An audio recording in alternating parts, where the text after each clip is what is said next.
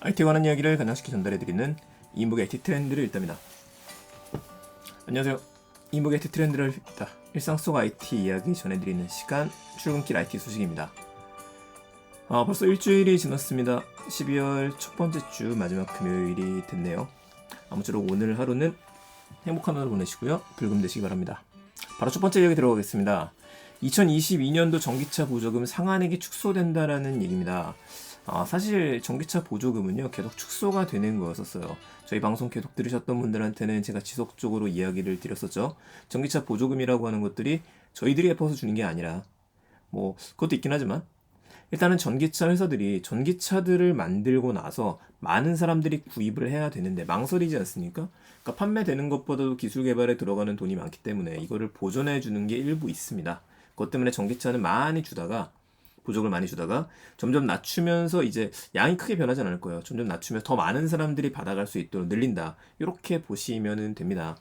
근데 일단 개인 사용자 입장에서는 내가 올해는 많이 받을 수 있었는데 내년에 사면 좀 아까운 건 사실이거든요. 근데 더 많은 사람이 타게 만드는 거고 하나가 더 있어요. 자동차 회사들 보고 금액을 내려라. 이것도 좀 포함이 됩니다. 자, 전기차 보조금이 2021년도의 경우에는요, 차값에 따라서 퍼센티지가 결정이 됐어요. 6천만 원 이하 차량들의 경우에는 100% 지급을 받을 수 있었죠. 그래서 테슬라 일부 모델이라든지 그럼 다른 회사의 차량들도 5,999만 원에 맞춰서 나오기도 했었습니다. 6천만 원부터 9천만 원 미만인 경우에는 50% 정도만 받을 수 있었어요. 그 최고 금액이 6천만 원을 받을 수 있었던 거였는데, 죄송합니다. 이렇게 받을 수 있었던 거였었는데, 이 범주가 좀 낮아지게 되는 겁니다. 이렇게 되면 얼마까지 줄어들게 되냐면요. 6천만 원에서 5,500만 원으로 줄어들게 돼요. 그러니까 기준선이 달라지는 거예요. 여러분들이 차를 구매했다고 5천만 원을 할인받는 게 아니라 기준선이 달라지는 거다. 실제로 할인받는 거는 서울시 기준으로 해서 아마 1200 정도? 1300 정도? 여기서 점점 내려가는 상황이었었습니다. 정부에서 주는 게 있고 지자체에서 주는 게 있으니까요. 기준선이 내려가게 됐으니까 이 얘기는 차값이 내려간다는 얘기예요.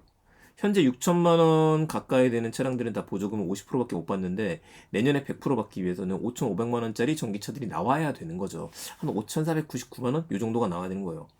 아직 확정된 건 아닌데 거의 결정된 것 같습니다. 그러니까 자동차 구매 비용이 과연 줄어들게 될지가 관건인 거고요. 전기차 회사들은 지금 내년에, 올해보다 내년에 더 많은 신차가 예정 중에 있습니다. 새로운 차가 나왔는데 가격이 올라가는 게 아니라 가격이 과연 내려갈 수 있을까? 이것도 좀 궁금한데 좀 봐야겠네요. 잘 됐으면 좋겠습니다. 그래서 전기차 같은 경우에는 먼저 타서 혜택을 많이 보는 게 좀 좋다라는 얘기도 있기는 한데 일단 내년에 축소되는 것들이 좀 많아요. 혜택들이 전기 가격도 올라간다는 이야기가 있고요. 이건 제가 한 번에 정리해서 드릴 수 있도록 할게요. 자, 두 번째 입니다. 2022년 내년에 대한 소식들이 계속 쏟아져 나오죠. 2022년부터 휴가를 나오는 군인들은 이젠 휴가증을 내는 대신에 모바일 앱을 사용하게 될 것 같습니다. 이게 정말 이런 날이 오네요. 그 모바일 앱을 사용할 수 있게 된다라. 옛날엔 휴가증 손에 딱 들고 나갔어야 했거든요. 근데 군대에서 스마트폰도 쓸 수 있으니까 어쩌면 좀 당연한 일인 것 같고요. 육군부터 적용이 된다라고 합니다. 육군에서 모바일 신분증 앱인 밀리패스를 공개를 한 거예요. 지금 사진 나와 있죠? 밀리패스라고 해가지고요. 여기를 들어가게 되면 신분증이랑 휴가증이랑 출장증, 복무 확인서, 급여 내역 등 이런 내용들을 증명서 발급을 받을 수 있다라고요. 그래서 가족들도 이 밀리패스 앱을 다운받을 수 있는데 이제 면회 올 때 NFC 기반이라고 이야기를 하던데 아이폰은 안 되니까 그냥 위병수 출입 보여주고서 그나는 겁니다. 서류 받아서 오는 게 아니라 또 이제 휴가를 나온 군인들 같은 경우에는 의외로 할인해 주는 데가 요소 좀 있어요. 그 KTX나 SRT는 이제 당연히 할인을 받을 수 있고 어디더라? 아마 롯데리아 같은 곳들 그리고 영화관들 일부에서도 할인을 받을 수 있는데 갈 때마다 이게 서류 증명서 들고 가는 거 귀찮지 않습니까? 근데 여기 안에 포함이 된다고 합니다. 밀리패스 내서 가지고 가라 이렇게 봐야겠네요. 이름이 밀리니까 밀리의 서재 갑자기 생각이 좀 나네요. 자, 마지막 얘기입니다. 애플이 내년에 자가수리 키트를 판매한다라고 했었어요. 그래서 iOS 15.2 업데이트에 수리에 사용된 부품이 이게 정품이냐 아니냐 이걸 알려주는 기능을 추가했다라고 합니다. 그래서 공개된 내용을 보니까 아이폰 12, 13 모델은 배터리하고 디스플레이, 카메라 교체 여부를 알 수가 있고요.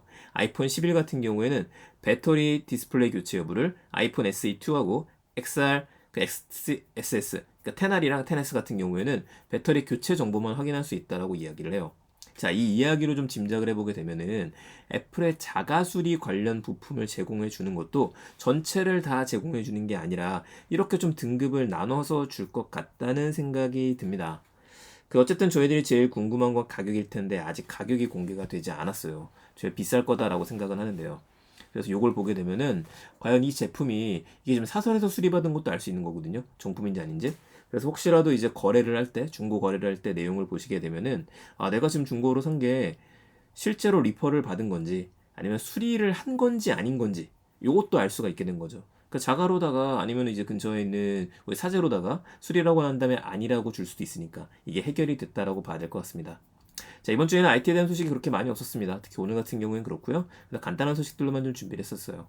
전기차 보조금 상한액이 축소가 되니까 전기차 자체의 금액이 줄어들어야 된다. 그렇지 않으면은 구매하시는 분들의 입장에서는 약간 좀 억울한 몇백만 원도 못 받게 되는 거거든요. 이제 50%가 줄어들게 되면은요. 이게 좀 신경 쓰이는 일이 될 거고요. 육군이 모바일 신분증 밀리 패스를 도입한다는 이야기. 여기서 우리가 볼 수 있는 거는 모바일 신분증이라고 하는 게 내년에는 더 많이 퍼지게 되겠구나. 이걸 보시면 될 것 같습니다. 바로 어제는 제가 연세대학교 신분증 이야기 드렸잖아요. 자, 마지막으로 애플 자가수리 관련 iOS 업데이트 이야기를 드렸죠. 자, 이런 이야기가 나왔으면 분명히 삼성에서도 몇 가지 움직임이 나오지 않을까 싶은데요. 그런 내용들 잘 한번 정리해 보겠습니다.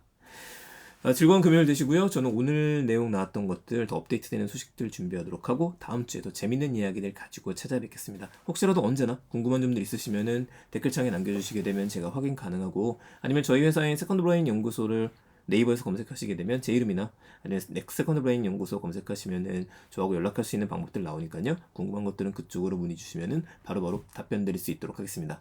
감사합니다. 그럼 저는 다음 주에 다시 인사드리겠습니다. 일상 IT였습니다.